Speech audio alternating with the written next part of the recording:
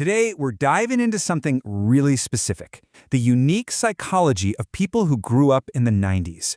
We're going to unpack this one unrepeatable thing that makes their way of being, well, so distinct. I mean, have you ever been talking to someone from this generation and just sensed something's different? It's not a huge thing, not like they're distant or anything. It's just this subtle quality you can't quite put your finger on. It's this calibrated presence, you know? They actually listen instead of just waiting for their turn to talk. They're okay with a little silence in the conversation. It feels like they're genuinely there with you, without any kind of performance. And while you might just chalk that up to personality, the real answer, well, it has everything to do with timing.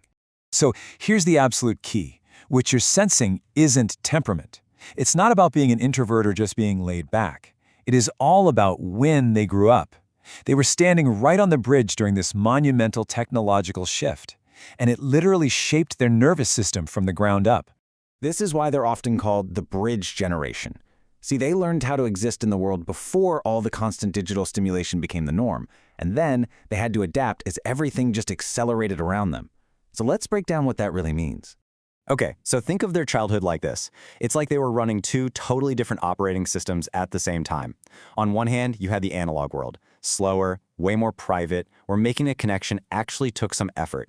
And then, boom, the digital world they had to get used to. Fast, everything's visible, and it's all about convenience. And the thing is, they carry the muscle memory of both. To really get this, we've got to go back.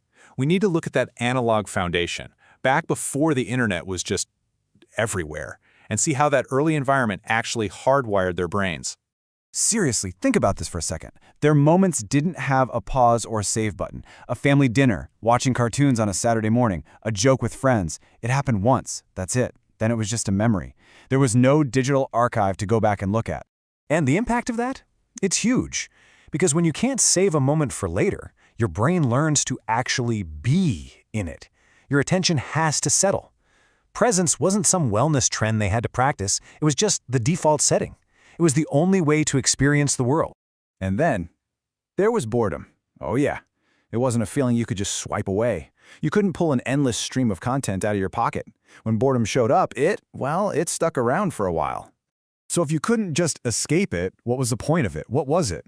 Well, for this generation, boredom was actually a doorway. It was a training ground for something really, really important. So here's what all that unstructured time actually taught them. Number one, how to just sit with that antsy, restless feeling. Number two, how to create something out of nothing. Inventing games, just daydreaming. And maybe the most crucial part, it trained their emotional self-regulation. Their nervous systems literally learned how to calm themselves down without reaching for anything external.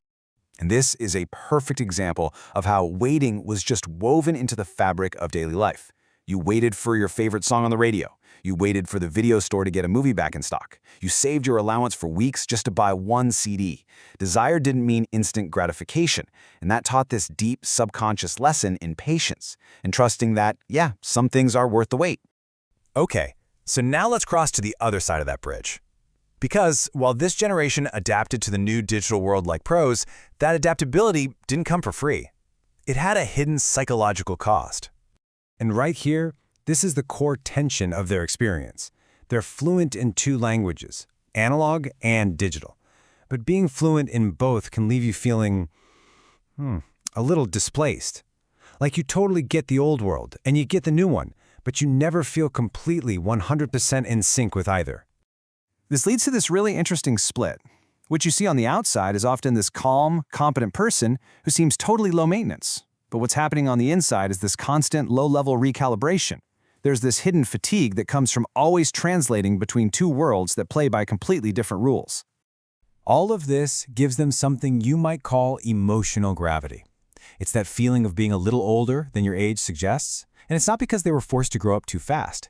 It's because they literally witnessed the world they were born into just dissolve and get replaced by something entirely new. And, that leaves a mark.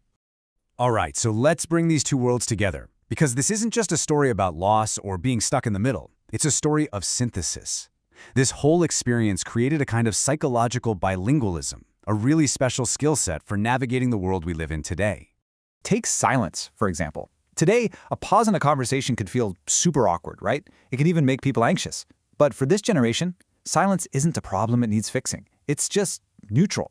It's a way to ground yourself. Sometimes it's actually a sign of a really comfortable connection, one that doesn't need constant chatter to feel real. They are absolute masters of code switching. They can be in that deep, quiet, offline conversation and then, in a heartbeat, switch to the super fast-paced back and forth of a group chat. They're fluent in both. And that ability to navigate these two completely different ways of connecting, that's a rare and pretty powerful skill to have. So, let's be really clear about something. This isn't about saying one generation is better than another. Not at all. It's a story about the profound, totally unrepeatable imprint of timing. They were shaped by a level of contrast that, frankly, most of us will just never experience. And if you're listening to this and you are from this generation, here's the big takeaway for you. That internal rhythm you have, the one that doesn't always sync up with the frantic pace of the world today, you're not behind. You're not out of place. You are simply carrying a way of being that was forged in a completely different environment. And for everyone else, this is like getting a new lens to see through. The next time you see what looks like distance, maybe ask yourself if it could be balance. What feels like slowness might actually be steadiness, and what you might mistake for disinterest could just be a deep, quiet form of presence. It's about shifting from judgment to genuine understanding. And that brings us to one last question, and this one's for everybody.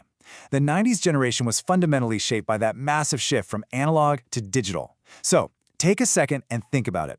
What was the defining transition of your formative years? And what rhythm do you carry inside you because of it?